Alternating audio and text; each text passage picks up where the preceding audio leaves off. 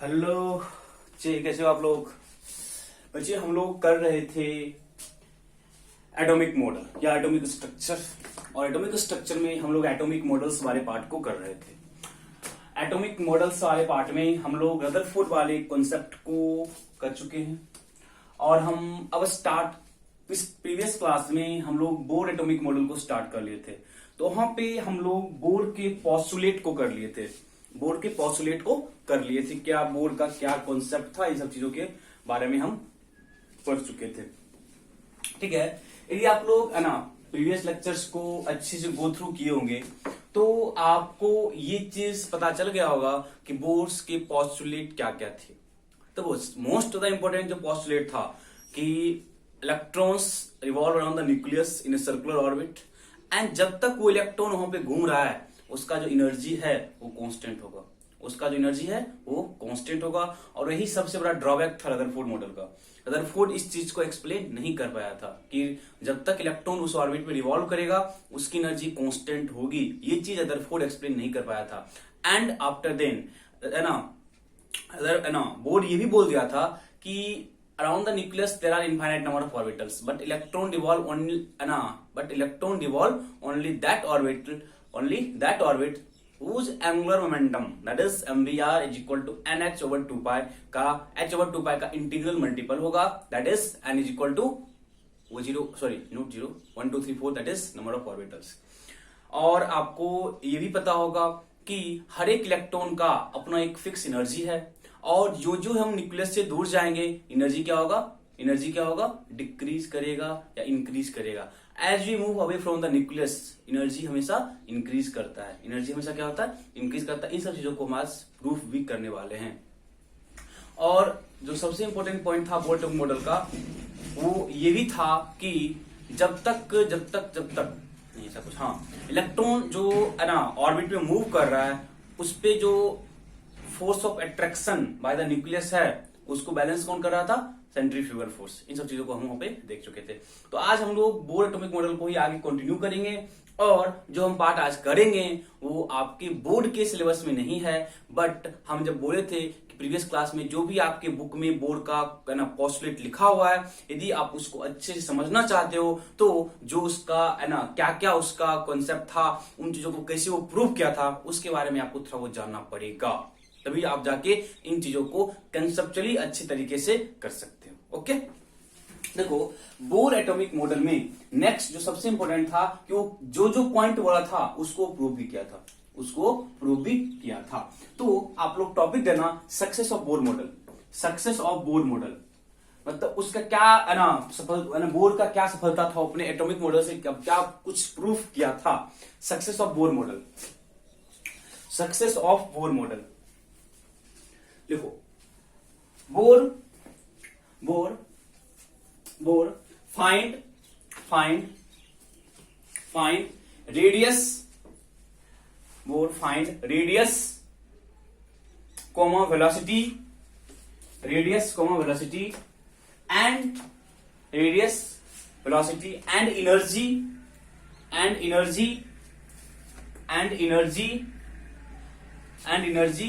of an electron in any orbit। अब देखो radius तो किसका होगा, ऑर्बिट का ना, और वेलोसिटी किसका होगा, इलेक्ट्रॉन का। मतलब उस ऑर्बिट में जो इलेक्ट्रॉन रिवॉल्व कर रहा है उसका कितना वेलोसिटी है और उसके पास कितना एनर्जी है, और उस ऑर्बिट का न्यूक्लियस से डिस्टेंस कितना है, इन सब चीजों के बारे में बोर फाइंड किया था। ठीक है, तो हम क्या लिखे, बोर फाइंड। अब थोड़ा सा उसको है ना इतना आपको कॉमन सेंस आता ही होगा। Bohr find radius of an orbital comma velocity and energy associated with an electron in any orbit. ये इसको है ना उसको और भी आप अच्छी तरीके से लिख सकते हो, बट आपको पॉइंट समझ आया होगा। ठीक है, यदि आपको और अच्छे तरीके लिखना तो लिखना और करके लिखना। Bore find radius of an orbital,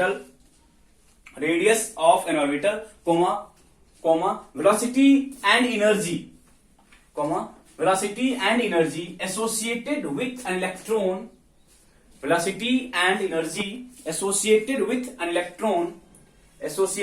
an electron in any orbit, associated with N electron in any orbit, किसी भी ऑर्बिट में जो इलेक्ट्रॉन है वो किस स्पीड से मूव कर रहा है और उस इलेक्ट्रॉन के पास एनर्जी कितना है, इसके बारे में भी बोर फाइंड किया था। हम आपको एक बेसिक आइडिया देंगे ताकि आप इन चीजों को अच्छे तरीके से समझ सको। ठीक है, चलो स्टार्ट करते हैं। समझने की कोशिश करें, बहुत ही सिंपल सा फंडा है, बहुत सिंपल सा है। देखो, बोर के जो पोस्टुलेट थे उससे हम दो चीज प्रूव किए थे। बोर के पोस्टुलेट से हम दो चीज प्रूव किए थे, that is centrifugal force on an electron is balanced by force of attraction by the nucleus on the electron. हम प्रूव किए थे ना, एफ कौन सा, attraction is equal to F attraction is equal to क्या था, सेंट्रीफ्यूगल फोर्स। सेंट्रीफ्यूगल फोर्स हम इस चीज बताए थे ना, दैट इज एफ अट्रैक्शन हम आप बता चुके थे, K Q1 Q2 over are square. F attraction is balanced by centrifugal force, that is mv square by R. ये फर्स्ट रिलेशन है मेरे पास, जिसको कि हम एज ए पोस्टुलेट आपको प्रीवियस क्लास में बता चुके थे। ये बोर का पोस्टुलेट था, दैट इज सेंट्रीफ्यूगल फोर्स को फोर्स ऑफ अट्रैक्शन बैलेंस करता है। सेकेंड थिंग मैंने आपको ये भी बोला था कि around the nucleus there are infinite number of orbitals. Around the nucleus there are infinite number of orbitals, but electron revolve in only that orbit whose angular momentum mvr is integral multiple of h over 2 pi.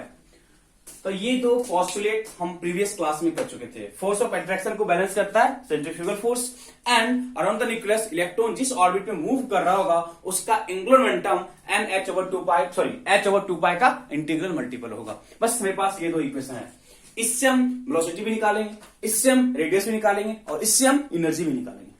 हम हर चीज को यहीं से prove करेंगे।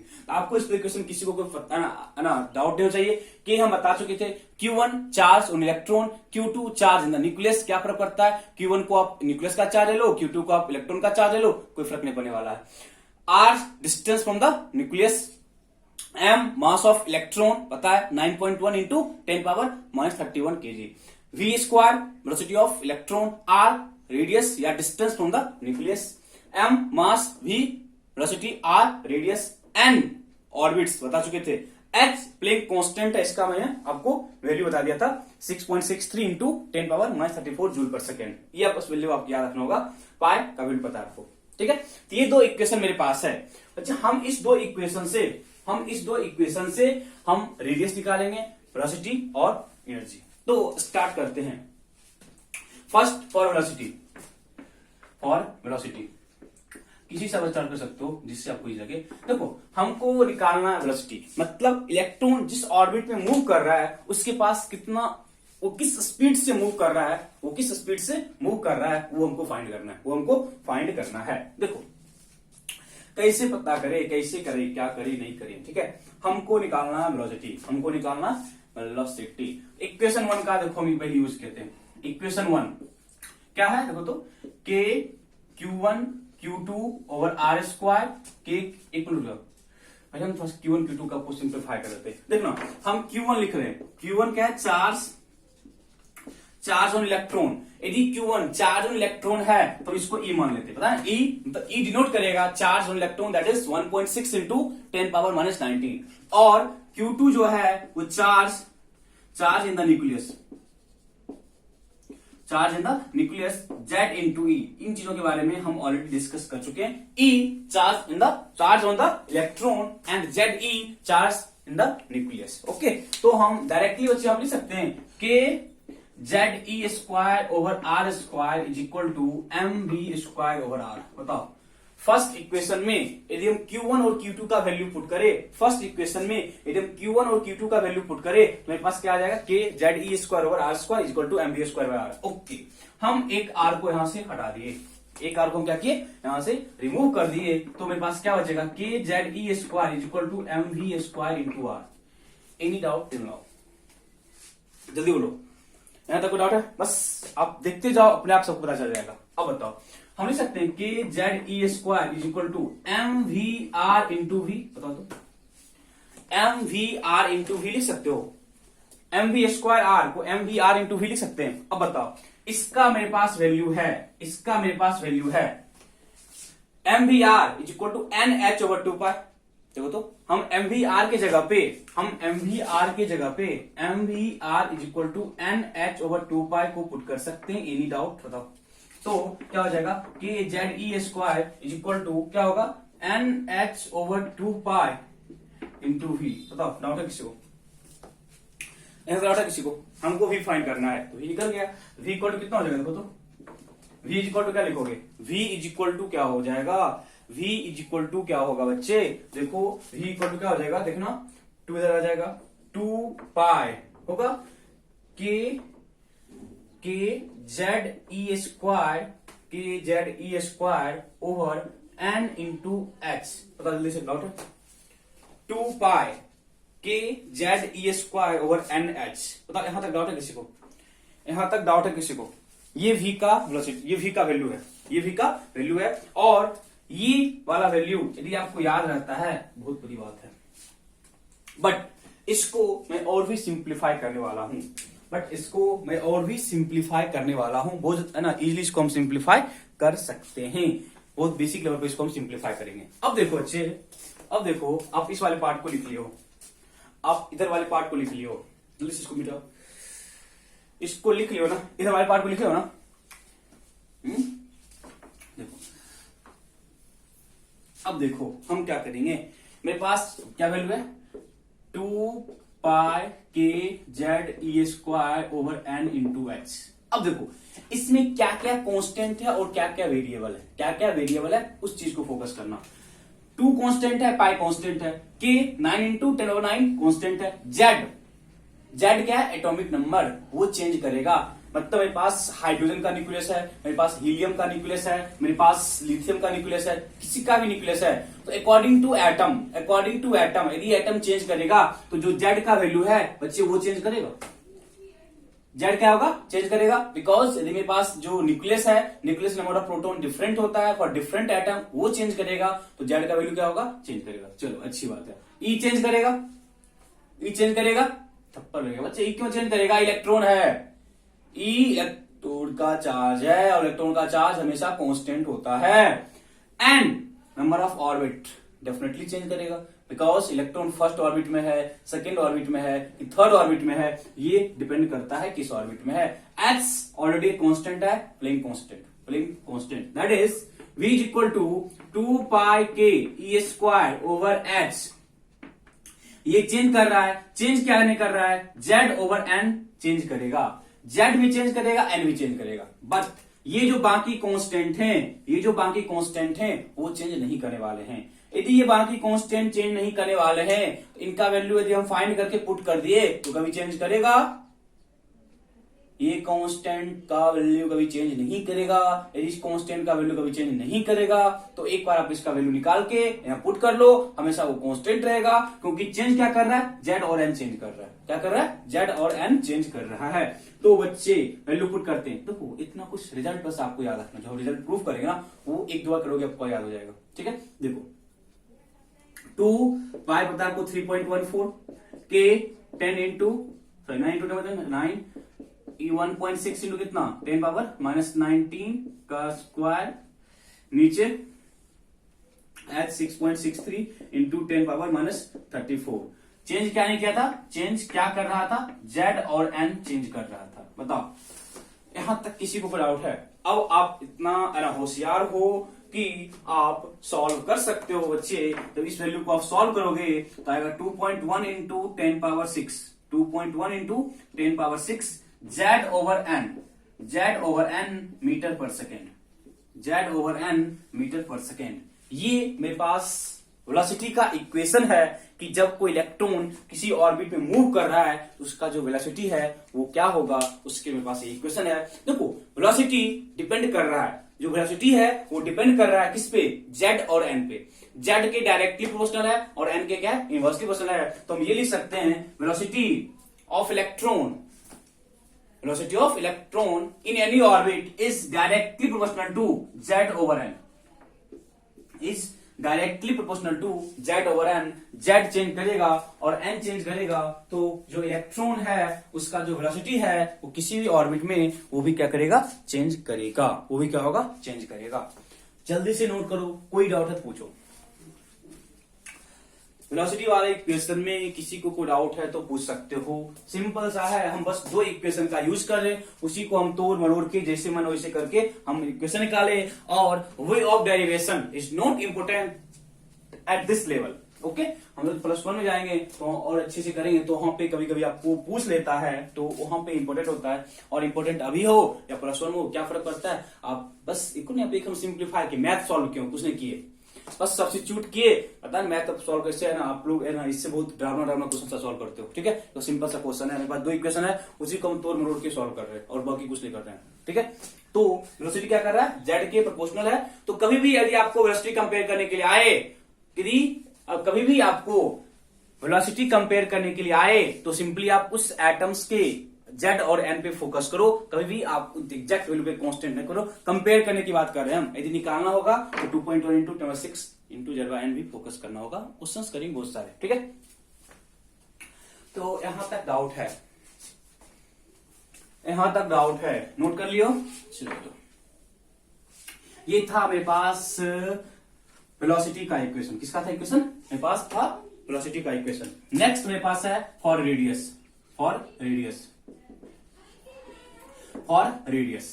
Radius क्या होता है बच्चे, न्यूक्लियस से किसी भी ऑर्बिट का डिस्टेंस इज कॉल्ड रेडियस। मतलब कोई भी ऑर्बिट न्यूक्लियस से कितने डिस्टेंस पे है, लाइक कर रहा है, उसका डिस्टेंस क्या होगा, रेडियस। वो हमको फाइंड करना है, कैसे क्या करें देखते हैं।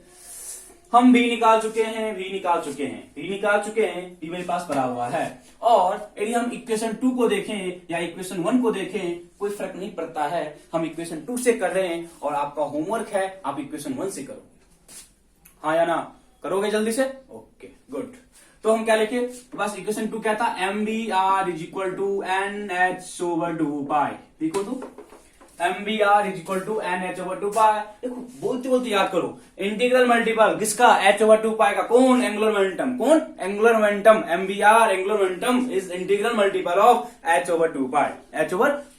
अब देखो बच्चे, यदि हम यहाँ पे V का वैल्यू पुट करें और R ने फाइंड करना चाहे तो कर सकते हैं, बताओ जल्दी से। R is equal to NH/2π, पहले से था, इधर से M आया और V आया, बताओ जल्दी से, गुड आउट है, क्रॉस मल्टीप्लाई कर दिए, हमको R फाइंड करना है। यदि हम V के वैल्यू के लिए जाएं, R is equal to V का वैल्यू पुट करो, क्या होगा, NH/2πm।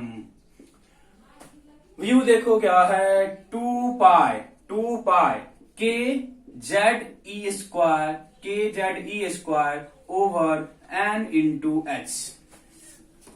देखो जल्दी से, ये V का वैल्यू है ना, हाँ या ना, जल्दी से बोलो। R इज इक्वल टू, अब क्या करे, ये ऊपर आएगा तो हो जाएगा n² और h², नीचे क्या बच गया, देखो 4, क्या बच गया, 4, 2 इंटू 4 π², 4 पाई, सॉरी थोड़ा अच्छे से लिखते हैं, 4π²m, 4π²m, m k z और E² बस चेक कर लेना, n² h², 2 इंटू 2 4, पाई और π², m ऐसे ही रह जाएगा, k आ जाएगा, z और E²। बताओ जल्दी से, यहां तक डाउट है किसी को। हम सेकेंड वाले इक्वेशन में जो हम V फाइंड किए थे, V का वैल्यू पुट कर दिए, V का वैल्यू क्या किए, पुट कर दिए। यदि हम V का वैल्यू पुट कर दिए तो आगे हमको कुछ नहीं करना है, आगे क्या करना है, क्या नहीं करना है। चलो अब तुम लोग ये बताओ कि R में क्या क्या कांस्टेंट है और क्या क्या वेरिएबल है। जो R का हम बच्चे इक्वेशन लिखे हैं, उस इक्वेशन में ये देख के बताओ यहाँ पे क्या क्या वेरिएबल है, क्या क्या कांस्टेंट है। तो R is equal to K को n² चेंज करेगा या नहीं चेंज करेगा, n², number of orbits, first orbit, second orbit, third orbit, fourth orbit, किस डिस्टेंस पे जा रहे हैं वो डिपेंड करता है R पे। इट मींस n² जो है वो रेडियस को इफेक्ट करेगा, इट मींस n² चेंज करेगा, रेडियस चेंज करेगा। एन स्क्वायर चेंज करेगा तो रेडियस चेंज करेगा, बट एच स्क्वायर कांस्टेंट है, एच स्क्वायर कांस्टेंट है। तो जो डिनोमिनेटर था उसमें हम क्या बोले, एन स्क्वायर मेरे पास चेंज कर रहा है, एन स्क्वायर मेरे पास चेंज कर रहा है। नीचे आ जाओ, 4 कांस्टेंट है, पाई स्क्वायर कांस्टेंट है, एम कांस्टेंट है, के कांस्टेंट है, जेड कांस्टेंट है, जेड कांस्टेंट है। अरे यार जेड कांस्टेंट क्यों होगा, यदि एटम्स चेंज करेंगे तो जेड चेंज करेगा, जेड क्या होगा, चेंज करेगा। Okay good. E square constant है, तो क्या क्या कांस्टेंट है मेरे पास, 4 कांस्टेंट है, 4 पाई स्क्वायर एम, एम के और ई स्क्वायर। तो बताओ इसमें से किसी को कोई डाउट है, ये सारे कांस्टेंट हैं, ये सारे क्या है, कांस्टेंट हैं। और रेडियस जो डिपेंड कर रहा है, रेडियस जो डिपेंड कर रहा है वो एन स्क्वायर और जेड पे डिपेंड कर रहा है, that is directly proportional to N square and inversely proportional to Z, and inversely proportional to Z. Okay, जब हम इस पॉइंट तक आ ही गए तो अब हम ये बोलेंगे कि x का वैल्यू पता है 6.63 इंटू 10⁻34, 4 पाई m कितना लोगे, m मास ऑफ इलेक्ट्रॉन। देखो क्या लिखेंगे, 6.63 इंटू कितना 10⁻34 पावर कितना 2, नीचे कितना आ जाएगा 4, 3.14 square m 9.1 into 10⁻31 into 9 into कितना 10⁻9 into E square, that is 1.6 into 10⁻19 का square into N square over Z. जल्दी से बोलो। अब इतना भारी भरकम डाटा हम हमेशा लेके चले, हम तो पागल नहीं है, इतना बड़ा डाटा आप हमेशा लेके चलोगे तो आपसे बड़ा पागल तो कोई है नहीं। तो हम होशियार हैं, हम क्या करेंगे, मेरे पास जो ये डाटा है उसको हम सिंप्लीफाई कर लेते हैं। मेरे पास यहाँ जो डाटा है उसको हम सिंप्लीफाई कर सकते हैं, और उसको हम यदि सिंप्लीफाई करेंगे तो आपको सॉल्व करके आएगा बच्चे 0.529 N square over Z angstrom, n square 0.529. This is the constant value which is obtained from this data, और जो रेडियस है दैट इज हम ये लिख सकते हैं, radius is directly proportional to N square over Z, N square over Z के directly proportional है, एन स्क्वायर ओवर जेड के डायरेक्टली प्रोपोर्शनल है। तो आप जल्दी से बोलो, यहां तक किसी को डाउट है, लिख लियो ना, दो वाले पार्ट जल्दी से लिखो, हम थोड़ा सा और कुछ बताएंगे इसमें, उस वाले पार्ट को जल्दी से लिखो।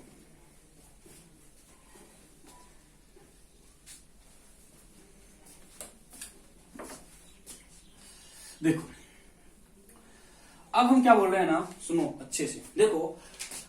तो देखो यहाँ पे एंगस्ट्रम यूज किया ना, पता ना 1 एंगस्ट्रम इक्वल टू कितना होता है 10⁻−10 मीटर, पता होगा आपको। 1 picometre equal to 10⁻−12 metre, 1 nanometre is equal to 10⁻−9 metre. ये सब आप याद रखना, इस वाले चैप्टर में कहीं कहीं आपको यूज होगा, ये सारे डाटा आप याद रखा करो, ये सब आपको यूज होगा, ये सब आपको यूज होने वाले हैं, तो ये सब पे फोकस क्या करो। ओके, तो हम क्या बोले, रेडियस क्या है, एन स्क्वायर ओवर जेड के डायरेक्टली प्रोपोर्शनल है, और 0.529 N square by Z angstrom. तो यदि आप मीटर में लिखना चाहो तो इसको मीटर में कन्वर्ट कर सकते हो, डजंट मैटर, मीटर सेंटीमीटर जहां पे लेके जाना वहां पे लिख सकते हो। हम इसको सिंप्लीफाई करके लिखे हुए हैं, ठीक है, हम इसको सिंप्लीफाई करके, क्योंकि आपको कहीं भी यदि वैल्यू मिलेगा ना, यदि कहीं भी आपको वैल्यू मिलेगा रेडियस का, तो आपको इसी वाले टर्म में मिलता है, हमको इसी वाले टर्म में मिलता है, तो इसलिए इसको हम इस वाले टर्म में लिख लिए हैं, ठीक है। ये मेरे पास रेडियस का इक्वेशन था, तो हम यहां से ये फाइंड कर लिए कि किसी भी इलेक्ट्रॉन का किसी भी ऑर्बिट में वेलोसिटी क्या होने वाला है, और किसी भी ऑर्बिट का न्यूक्लियस से डिस्टेंस क्या होने वाला है। Distance that is radius N square over Z के डायरेक्टली प्रोपोर्शनल है, और जो वेलोसिटी था वो जेड ओवर एन के डायरेक्टली प्रोपोर्शनल था। अब जो मोस्ट इंपॉर्टेंट थिंग है वो है एनर्जी, दैट इज यदि कोई इलेक्ट्रॉन किसी डिस्टेंस पे है, न्यूक्लियस से किसी डिस्टेंस पे है, तो उसके पास टोटल एनर्जी का कंटेंट क्या है, टोटल एनर्जी का कंटेंट क्या है, ये हमको फाइंड करना है। टोटल एनर्जी का कंटेंट क्या है, चलो देखते हैं, ये भी देख लेते हैं।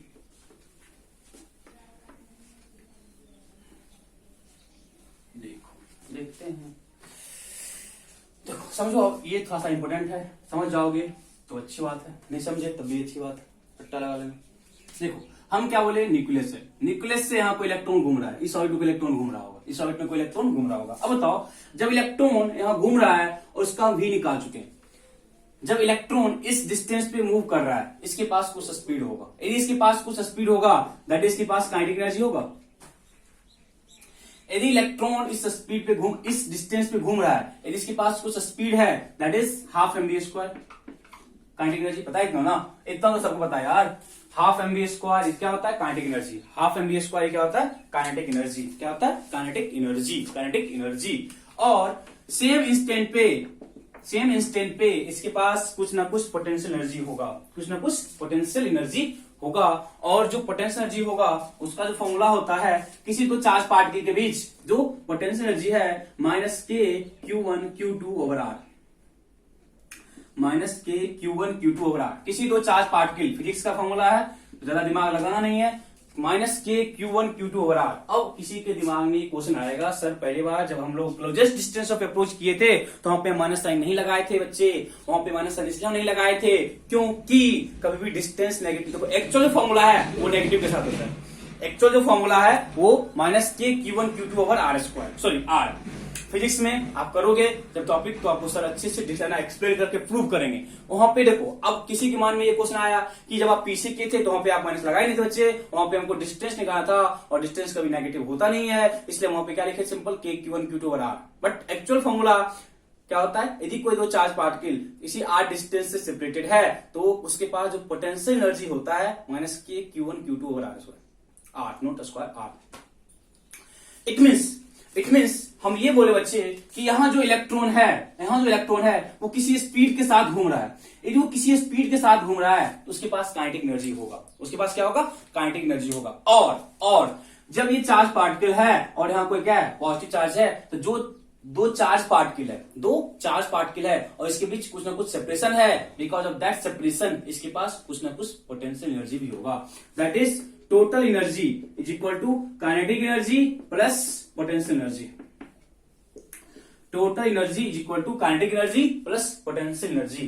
बताओ किसी को डाउट है, किसी को कोई डाउट है तो बोलो। Potential energy and kinetic energy, potential energy and kinetic energy में किसी को कोई डाउट है तो बोलो। मतलब टोटल की बात करें ना। अब देखो, तुम बोले क्या कि किसी भी ऑर्बिट में इलेक्ट्रॉन के पास ये एनर्जी है, तो वो जो एनर्जी है they are the sum of total energy, they are the sum of total energy available with that electron, that is it is the sum of kinetic energy and potential energy, it is the sum of kinetic energy and potential energy। तो हम दोनों को निकालेंगे, दोनों को add कर देंगे, मेरे पास क्या निकल जाएगा, total energy associated with any electron in any orbit, associated with any electron in any orbit, okay, because r distance from the nucleus है, r चेंज करेगा तो जो पोटेंशियल एनर्जी है वो भी चेंज करेगा। और काइनेटिक एनर्जी क्या है, हाफ mv स्क्वायर। तो हम ये देख चुके हैं कि जो वेलोसिटी है वो z और n पे डिपेंड करता है। यदि वेलोसिटी z और n पे डिपेंड करता है तो जो काइनेटिक एनर्जी है वो भी z और n पे डिपेंड करेगा, डेफिनेटली करेगा। क्या होगा, डेफिनेटली करेगा। इट मीन्स यहां से आपका कॉमन सेंस ये काम कर गया होगा कि यदि इलेक्ट्रॉन किसी ऑर्बिट में घूम रहा है, यदि उसका नंबर ऑफ ऑर्बिट चेंज कर रहा है, मतलब फर्स्ट में है, सेकंड में है, थर्ड में है, फोर्थ में है, कहीं पे है, तो उसका एनर्जी डिफरेंट होगा। एनर्जी क्या होगा, डिफरेंट होगा। अब ज्यादा होगा कि कम होगा उसको प्रूव करेंगे, ज्यादा होगा या कम होगा उसको हम प्रूव करने वाले। यहां तक बताओ किसी को डाउट है। Total energy the sum of kinetic and potential, kinetic भी चेंज करेगा और पोटेंशियल भी क्या होगा, चेंज करेगा। इट मीन टोटल एनर्जी का जो है ना कंटेंट होगा वो भी क्या होगा, चेंज करेगा। चलो हम लोग काइनेटिक की बात करते पहले। हम क्या बोले, काइनेटिक एनर्जी क्या है, half mv square. Kinetic energy क्या है, हाफ mv स्क्वायर। और हम एक फॉर्मूला लिखे थे, mv square over r is equal to k Z E square over r, लिखे थे k Z E square over are square लिखे थे बच्चे। यार हटा दो, क्या बच गया, mv square is equal to k Z E square over r बचा।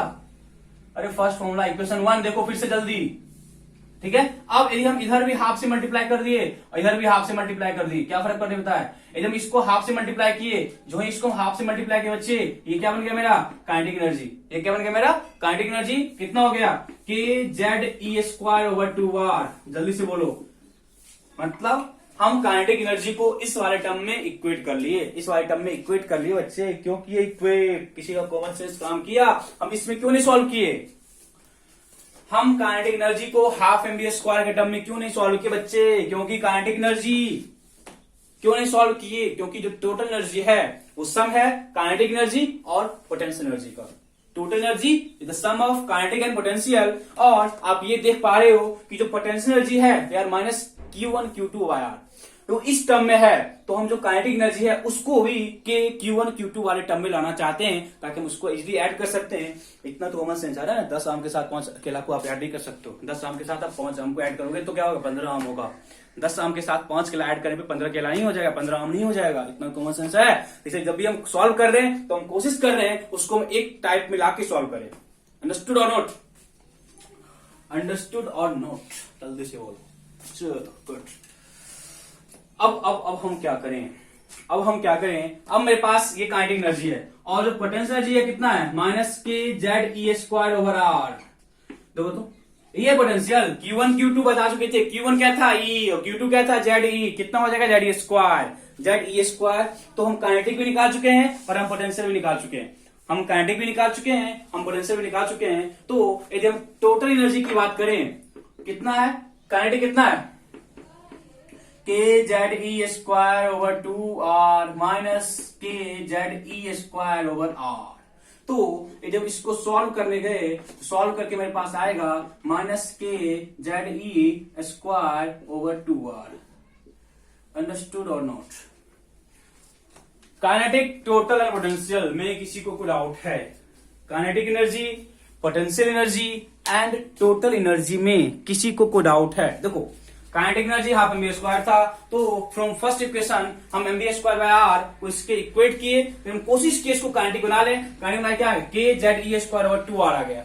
पोटेंशियल पहले से पता है, माइनस के जेड ई स्क्वायर ओवर आर। दोनों को ऐड करेंगे तो क्या निकल गया मेरे पास? Total energy. मेरे पास क्या निकल गया? टोटल एनर्जी निकल गया।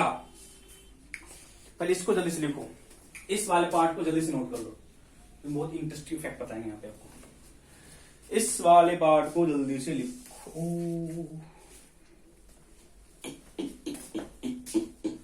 लिखिए।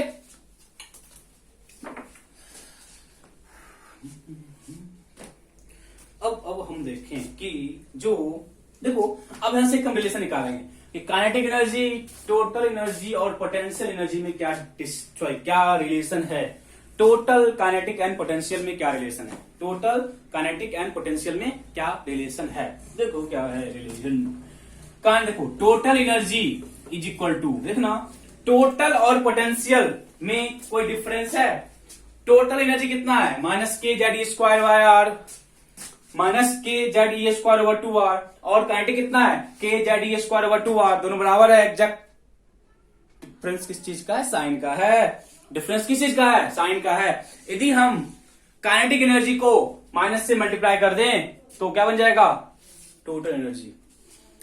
काइनेटिक एनर्जी को माइनस से मल्टीप्लाई करो, minus K Z E square by 2r which is equal to total energy. That is total energy is equal to minus kinetic energy. लिख सकते हो total energy is equal to minus of kinetic energy.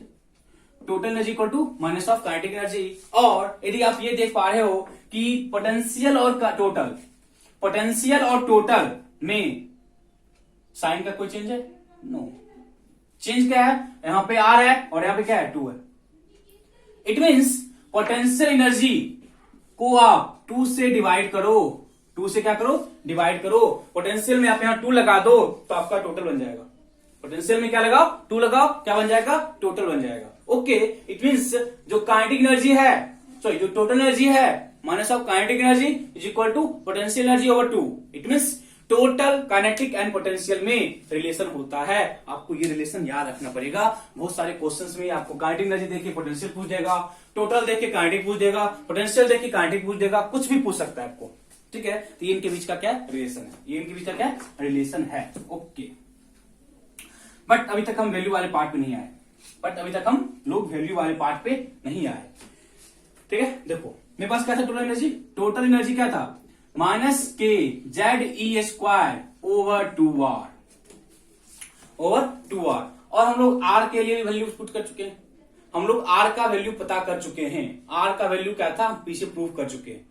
r का value क्या था? Prove. देखो kinetic energy is equal to minus K Z, Z change करेगा, E square change करेगा, नहीं करेगा 2।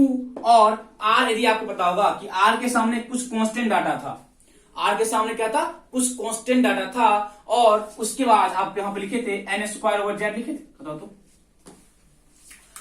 उसके बाद हम यहाँ पे एन स्क्वायर यहाँ पे जाए भेजना ऊपर, देखना आर वाला निकालो, आर वाला निकालो वैल्यू, आर वाले वैल्यू में देखना कि सम कांस्टेंट डाटा था into N square by Z था। उस कांस्टेंट डाटा का वैल्यू आप यहाँ पे पुट कर लेना, उस कांस्टेंट डाटा का वैल्यू यहाँ पे आप पुट करोगे तो आप देखना जेड स्क्वायर ऊपर आ जाएगा। तो जो काइनेटिक टोटल एनर्जी है वो सॉल्व करके होता है, बस हम डाटा वैल्यू लिख रहे हैं, -13.6 जेड ऊपर आएगा, Z square over N square, Z square over N square, और ये होता है किसमें, इलेक्ट्रॉन वोल्ट पर एटम, किसमें होता है, इलेक्ट्रॉन वोल्ट पर एटम। ये आपको किसी भी इलेक्ट्रॉन का किसी भी ऑर्बिट में जो एनर्जी है उसका आपको डाटा है, किसी भी इलेक्ट्रॉन का किसी भी ऑर्बिट में जो एनर्जी का कंटेंट है उसका आपको ये इक्वेशन है, उसका आपको ये इक्वेशन है। देखो अब लिखना मत कुछ भी,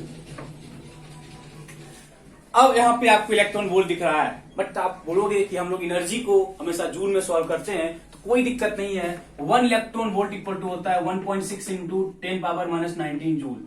तो जूल में करो या इलेक्ट्रॉन वोल्ट में करो, क्या फर्क पड़ता है। और इलेक्ट्रॉन वोल्ट पर एटम, याद रखना ये पर एटम के लिए बात कर रहे हैं, ये हम पर एटम के लिए बात कर रहे हैं। जो टोटल एनर्जी है उसका जो हम यहाँ इक्वेशन निकाले हैं, हम पहले बोल चुके हैं कि जो बोर एटॉमिक मॉडल है they are applicable only for hydrogen and hydrogen like element. Okay, तो उस जो आपको ये एनर्जी निकला है total -13.6 Z square over N square electron volt per atom, electron volt per atom. Okay, इसको जैसे सॉल्व करो, इसको जल्दी से नोट कर लो, इसको नोट करो जल्दी से, ठीक है।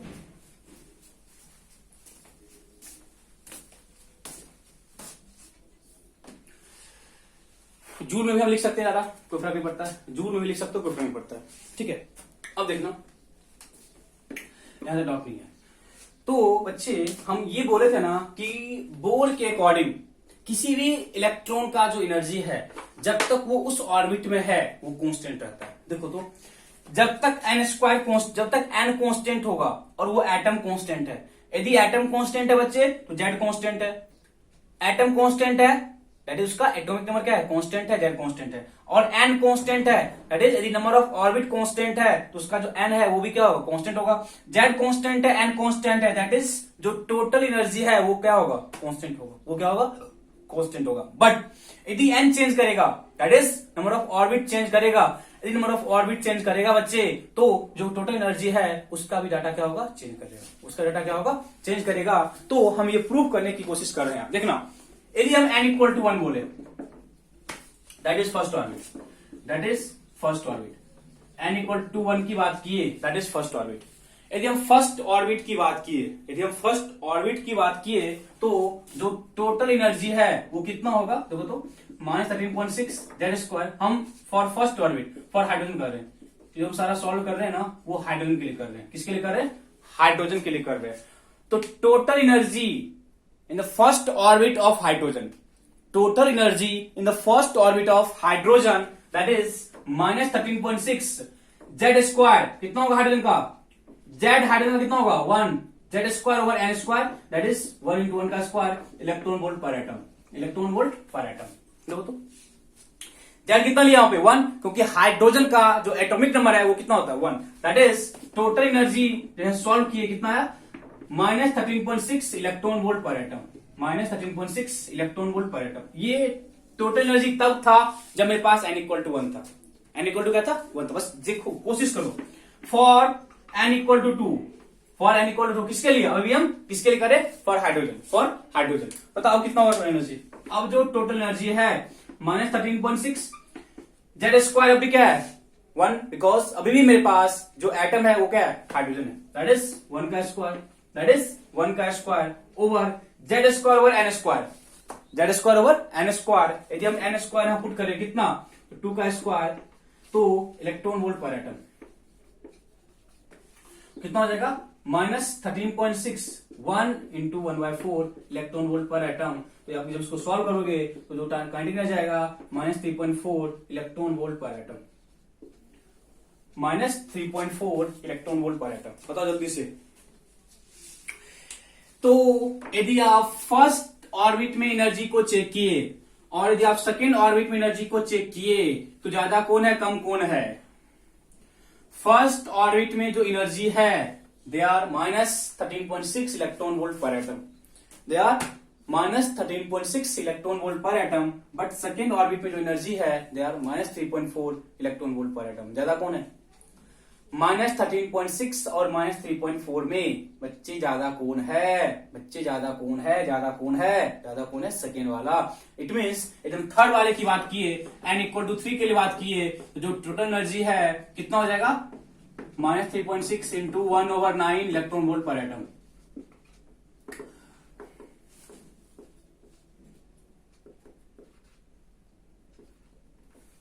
तो आई थिंक आपका -1.51 आता है, -1.51 है ना electron volt per atom.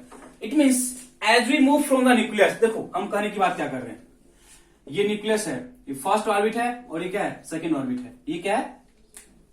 n=1 है, n=2 है, n=3 है। n=1 पे जो एनर्जी था -13.6 था, -3.4 था, -1.5 है। तो हम जो ही न्यूक्लियस से दूर जा रहे हैं, हम जो न्यूक्लियस से दूर जा रहे हैं that is n1 n2 n3 की तरफ मूव कर रहे हैं, तो जो एनर्जी है दैट इज -13.6 -3.4 -1.51। एनर्जी क्या हो रहा है? इंक्रीज कर रहा है। एनर्जी क्या हो रहा है? इंक्रीज कर रहा है। It means as we move away from the nucleus, as we move away from the nucleus, energy associated with an electron is also increases. Energy associated with an electron also increases. बताओ doubt है किसी को? Electron के साथ जो energy है वो increase कर रहा है। ये आपको यहां से प्रूफ है कि हम जब E1 E2 और E3 निकाले किससे को, यदि हम जनरलाइज करना चाहे बच्चे, तो मेरे पास यही था फॉर्मूला ना, total energy -13.6 Z² n²। Common sense की बात है, यदि n इंक्रीज किया तो टोटल डिक्रीज करता, बट आगे माइनस साइन है, because of this minus sign जो एनर्जी है वो भी क्या होता है? इंक्रीज करता है। वो भी क्या होता है? इंक्रीज करता है। इट मीन्स बोर ऑर्बिट में यदि हम न्यूक्लियस से दूर जाते हैं तो जो n इंक्रीज करता है तो जो इलेक्ट्रॉन की एनर्जी है वो अभी क्या होगा? इंक्रीज करेगा। तो आपको इस चीज का आइडिया आ गया होगा कि n के इंक्रीज करने पे एनर्जी क्या होता है? इंक्रीज करता है। ओके, तो आप जल्दी से इसको नोट कर लो। ये हम लोग एनर्जी के लिए किए, ये हम लोग एनर्जी वाला टर्म किए। बस आपको ये फील देना चाहे कि है ना, न्यूक्लियस से दूर जाने पे एनर्जी क्या होता है? इंक्रीज करता है। ठीक है,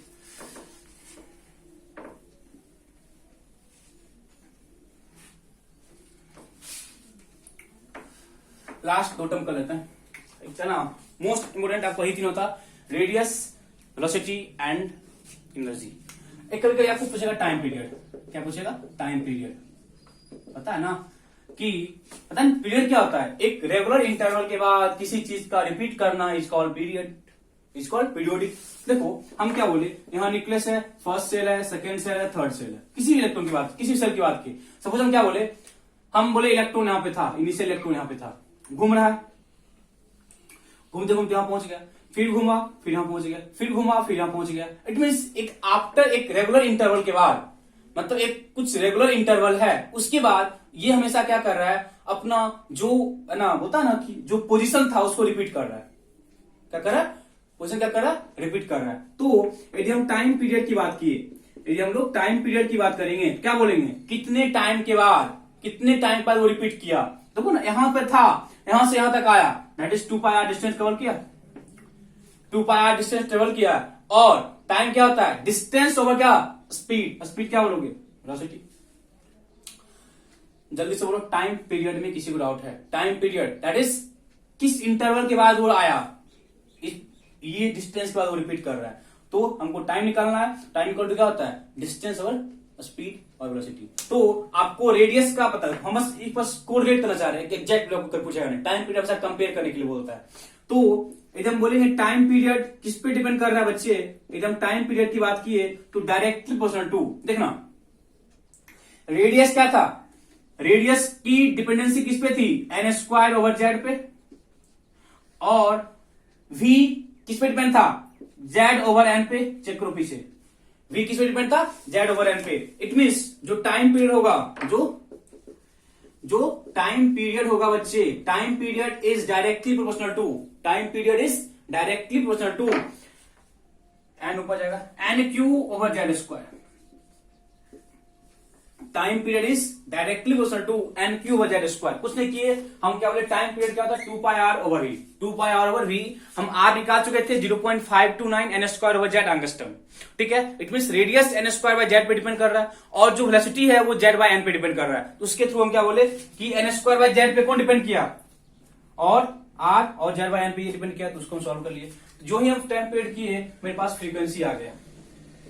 नेक्स्ट क्या आ गया, फ्रीक्वेंसी पता है आपको 1 ओवर टाइम पीरियड होता है। फ्रीक्वेंसी क्या होता है, 1 ओवर टाइम पीरियड। फ्रीक्वेंसी क्या होता है, 1 over time period. It mean जो फ्रीक्वेंसी है they are directly proportional to Z square over N Q.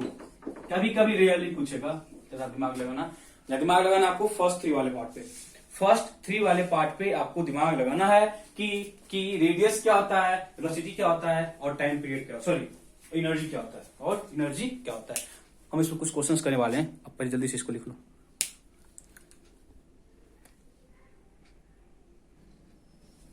Okay, तो हम लोग टाइम पीरियड की बात कर चुके हैं और फ्रीक्वेंसी की बात कर चुके हैं। हम ऑलरेडी, है ना, रेडियस की बात कर चुके थे, है ना, वेलोसिटी की बात कर चुके थे और एनर्जी की बात कर चुके थे, ठीक है। और इन सब कुछ बेसिक सा क्वेश्चन देखेंगे, हम पहले ही हो चुके हैं। They are the extra part जिसको कि बस आपको, है ना, कुछ, है ना, बताने के लिए कर रहे थे।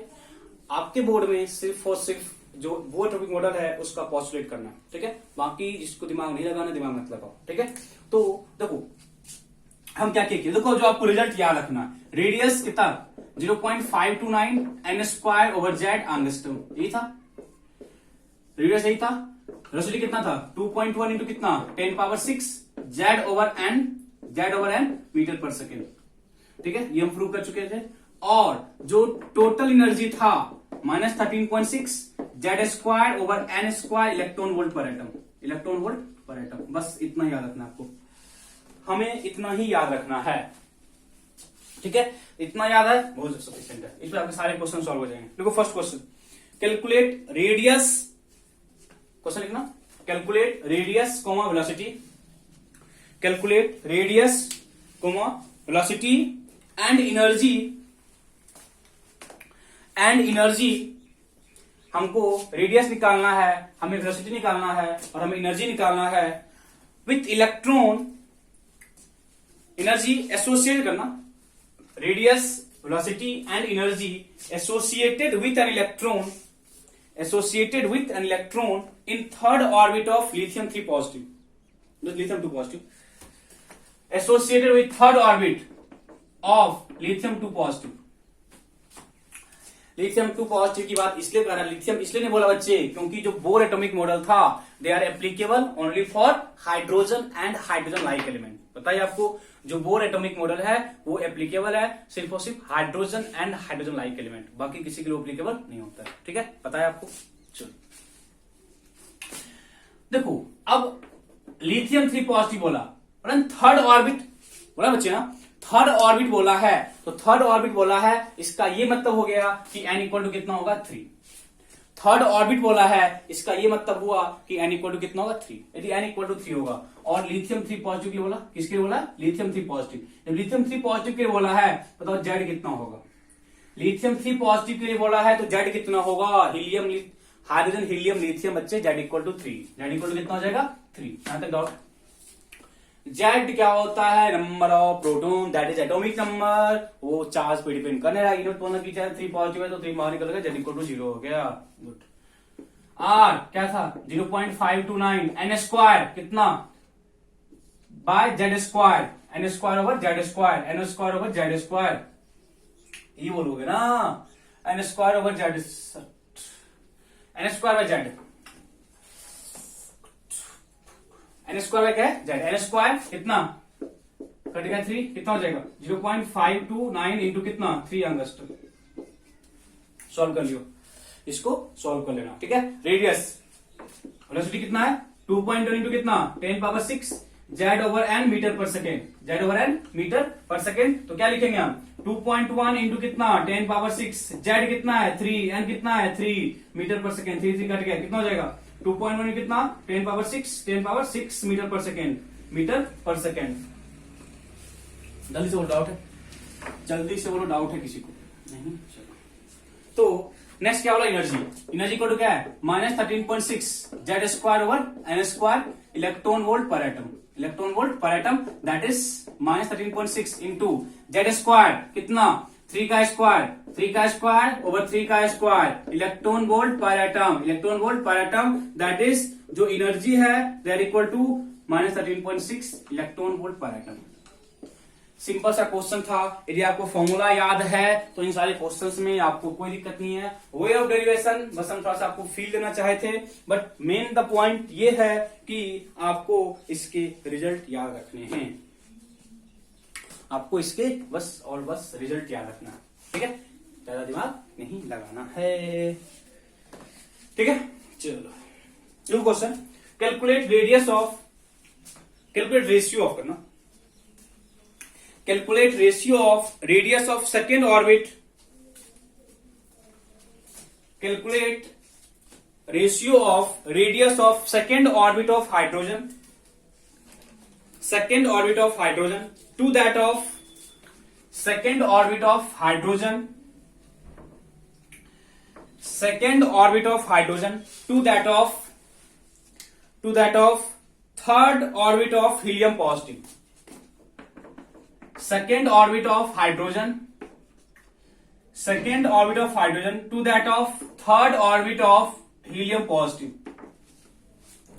third orbit of helium positive, third orbit of helium positive, it means hydrogen के सेकेंड ऑर्बिट का क्या रेडियस है और हीलियम पॉजिटिव के थर्ड ऑर्बिट का क्या रेडियस है, दोनों का हमको रेशियो निकालना है, दोनों का हमको रेशियो निकालना है। करते हैं शाम, पहले आप लोग खुद सॉल्व करो, सर खुद सॉल्व करो, आंसर बताओ, खुद से सॉल्व करो, पहले 2 मिनट का टाइम है, बस 2 मिनट का टाइम है, खुद से सॉल्व करो। चलो देखते हैं हम, रेडियस ऑफ हाइड्रोजन क्या लिखोगे 0.529 n² कितना 4, पता है n² ओवर क्या था Z कितना था हाइड्रोजन का 1 एंगस्ट्रॉम। बताओ किसी डाउट है? हाइड्रोजन वाले भी डाउट है किसी को? हीलियम पॉजिटिव के लिए क्या करोगे 0.529 n² कितना 3 का स्क्वायर कितना 9 और n² ओवर Z, हाइड्रोजन का Z कितना होगा 2। बताओ जल्दी से डाउट है?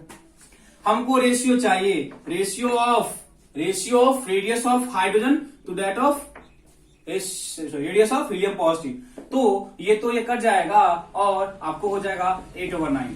रेशियो क्या है 8/9, रेशियो क्या आ गया 8/9। जल्दी से बताओ डाउट है, जल्दी से बताओ डाउट है, सिंपल सा है क्वेश्चन, सरा हुआ क्वेश्चन है, इस क्वेश्चन में डाउट नहीं होना चाहिए, डाउट हुआ तो मार लगेगा बच्चे, ठीक है। अब हम थोड़ा सा क्वेश्चन का लेवल इंक्रीज कर रहे हैं, लेवल का इंक्रीज करेंगे, क्वेश्चन सिंपल सा है।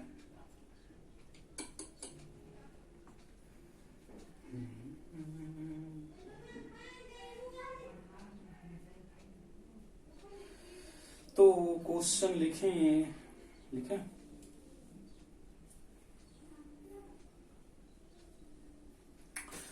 देखो,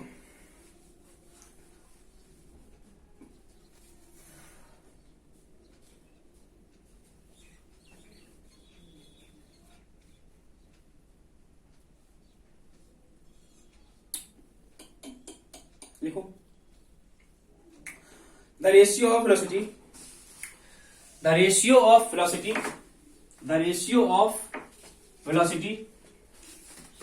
the ratio of velocity of the electron, the ratio of velocity of electron in the third and fifth orbit of, the ratio of velocity of the electron in the third and fifth orbit of,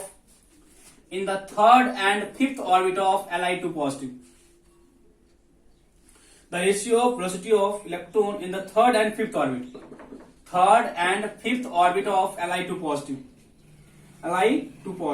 तो आपके पास option है 3:5, second option है 5:3, third option है 25:9 and fourth option है 9:25। 9:25। बताओ जल्दी से बताओ क्या रहा होगा। सिंपल सा देखो क्वेश्चन है। लिथियम टू पॉजिटिव में वेलोसिटी का रेशियो निकालना है थर्ड और फिफ्थ ऑर्बिट का। आपके पास ऑप्शन है, सिंपल सा पता आपको फॉर्मूला आपको पता है।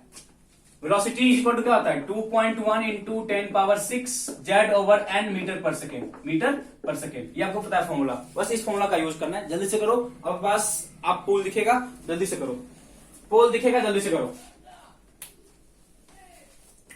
ठीक है, तो देखो सिंपल सा है। मतलब velocity in third orbit over fifth orbit. इसमें फिफ्थ ऑर्बिट में यदि इलेक्ट्रॉन थर्ड ऑर्बिट में है, किसके लिए? लिथियम के लिए। लिथियम का एन कितना होता है 3। Hydrogen helium lithium N equal to कितना Z इक्वल टू 3 होगा ना। एन कितना है 3 फर्स्ट में, और नीचे भी कितना है 3। Z/n Z कितना है 3, एन कितना है 3। और फिफ्थ में आ जाओ, Z कितना है 3, एन कितना है 5। कटकुट करो, V3/V5 कटकुट करो, 1:5 आएगा। गलती है। मेरे पास तो कोई ऑप्शन नहीं आ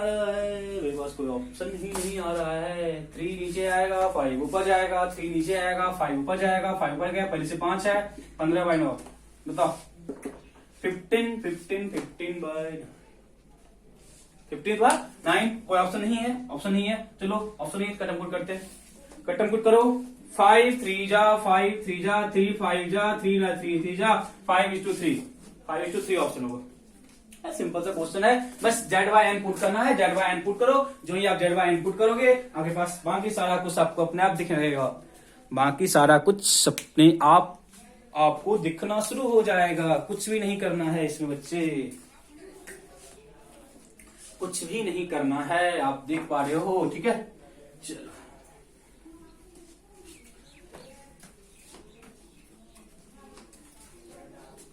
लिखो क्वेश्चन, कुछ लिखना।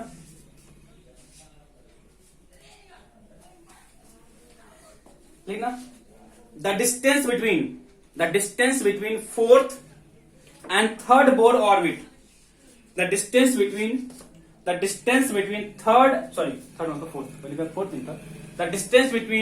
Fourth and third Bohr orbit of helium positive. The distance between fourth and third Bohr orbit of helium positive. The distance between fourth and third Bohr orbit of helium positive. और मेरे पास जो option है 2.645 into 10⁻⁻10 metre, 1.322 into कितना 10⁻⁻10 metre, 1.851 into 10⁻⁻10 metre, और fourth option है none of this. Simple सा question है। Fourth और थर्ड बोर ऑर्बिट का डिस्टेंस निकालना है। कैसे करोगे? देखो सिंपल सा है। सपोज हम क्या बोले, देखो ये न्यूक्लियस है, फर्स्ट सेकेंड थर्ड फोर्थ। ये n इक्वल टू 1 है, n इक्वल टू क्या है 3 है, 2 है, n इक्वल टू क्या है 3 है, n इक्वल टू क्या है 4 है। हमको ये डिस्टेंस निकालना है। सिंपल सा है। आपको ये डिस्टेंस निकालना है। कैसे करो? पोल दिख रहा है, थोड़ा सा कॉमन सेंस यूज करो। पोल दिख रहा है सबको, थोड़ा सा कॉमन सेंस यूज करो। क्वेश्चन सॉल्व हो जाएगा। कुछ भी नहीं करना है बच्चे।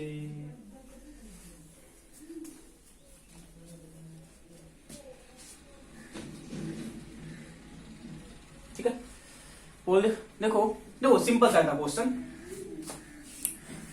बहुत ही सिंपल था। इस सेंस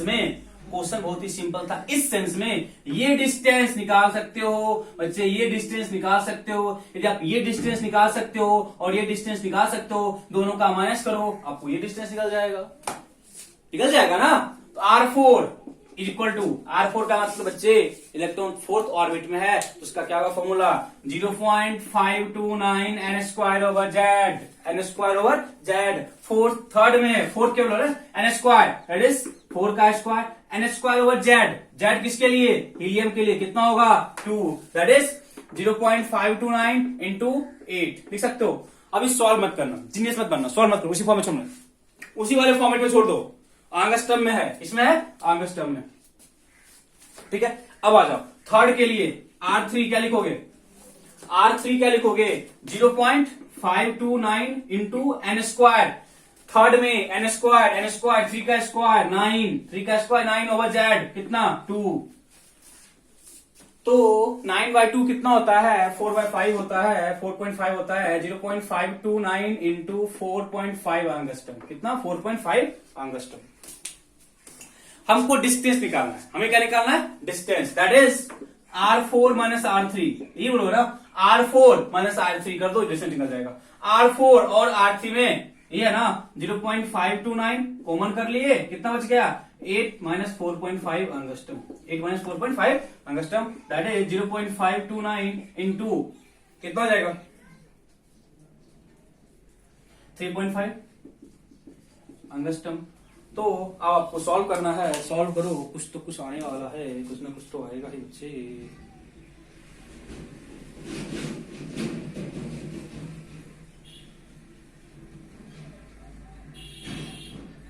1.8 यहाँ मैंने पुट 1.8। अब देखो आंगस्टम है, बट इसमें आपको किसने दिया आंसर, हमें आंसर कितना दिया है, हमें आंसर किसने दिया है मीटर में बताए थे। 1 आंगस्टम इक्वल कितना 10 power minus 10 metre, 1 angstrom equal to 10 power minus 10 metre. It means the option third is correct option,